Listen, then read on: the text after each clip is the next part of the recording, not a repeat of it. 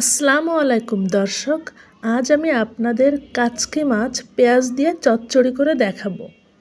এর জন্য আমি কাচকি মাছ ছোট ছোট কাচকি মাছ নিয়েছি 300 গ্রামের মতো এবং সেগুলো পরিষ্কার করে ধুয়ে পানি ঝরিয়ে নিয়েছি। এখন আমি এর ভিতরে দিয়ে দিচ্ছি 7-8টা কাঁচামরিচ ফালি করে, দিয়ে দিচ্ছি 1.25 কাপ পেঁয়াজ কুচি,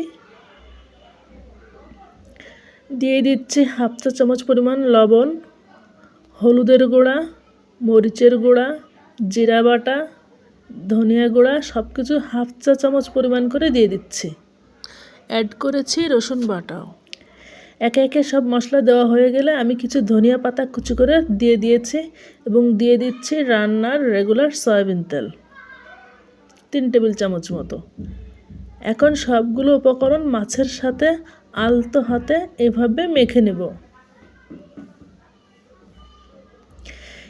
একটু সাবধানে মাখতে হবে, যেহেতু মাছগুলো খুবই ছোট। আপনি যদি শক্ত হাতে মাখাতে যান তাহলে মাছগুলি আগেই ভর্তা হয়ে যাবে। এভাবে আলতো করে ঘুরিয়ে ঘুরিয়ে ভালো মতো মেখে নিতে হবে। মেখে নেওয়া হয়ে গেছে। এখন আমি হাতটা দিয়ে মশলার পানিটা দিয়ে অল্প কিছু পানি দিয়ে মাছটা এভাবে সমান করে নিচ্ছি।